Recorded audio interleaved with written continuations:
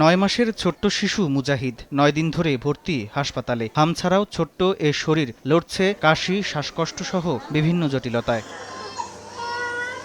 প্রথম দিকে জ্বর ও কাশি থাকলেও হাম কিনা নিশ্চিত না হওয়ায় চিকিৎসকের পরামর্শ নিতে দেরি করে মুজাহিদের অভিভাবকরা। এতে বেড়ে যায় শারীরিক জটিলতা। প্রথমে র্যাশ ওঠে নাই, দুদিনের পরে আবার 3 দিন তখন শরীরে র্যাশ দেখা গেছে আর বলছে অ্যালার্জি। এগুলা যে হাম বলে নাই। 4 দিনের পরে আবার বলতেছে, কাল বড় ডাক্তার দেখাইছি, ওখানে বলতেছে এগুলা হামস।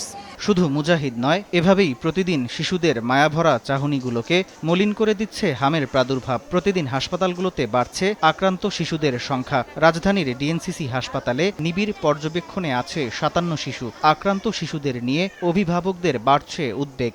7 দিন জ্বর নাই, মানে যে ট্রিটমেন্ট চলতেছে আর আবার গলায় ঘা, এরকম মুখে পুরা মুখে। তখন ডাক্তার দেখাইছি, ঢাকা মেডিকেলে দেখাইছিলাম, তখন উনিরা ডিএনসি হসপিটালে ট্রান্সফার করছিল। প্রথম র্যাশটা মুখে উঠছিল, সাথে সাথে চাউলের মতো মুখের মতো হয়েছিল, তারপর ওই র্যাশ পুরো শরীরে ছড়াই গেছে। হঠাৎ করে জ্বর আসার পরে 103 কমে না, ওষুধ সাপোজিটর দিচ্ছি কমে না, পরে 4 দিনের মাথায় এরকম মুখে ঘা, র্যাশ উঠছে পুরো শরীরে।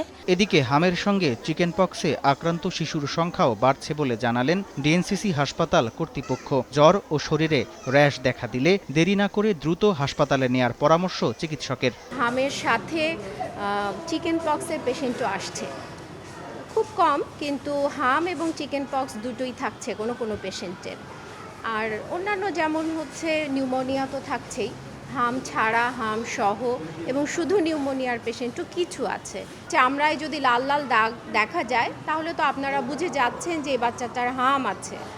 তাহলে তাকে লাল দাগ আসার পরে আরও 4 দিন আলাদা রাখেন। হামে আক্রান্ত হলে কমে আসে রোগ প্রতিরোধ ক্ষমতা। এজন্য অন্যান্য রোগে আক্রান্ত হওয়ার প্রবণতাও বেড়ে যায় বলে জানান চিকিৎসকরা। এছাড়া হাসপাতাল থেকে ছাড়া পেলেও পরবর্তী কিছুদিন আইসোলেশনে রাখার পরামর্শ বিশেষজ্ঞদের।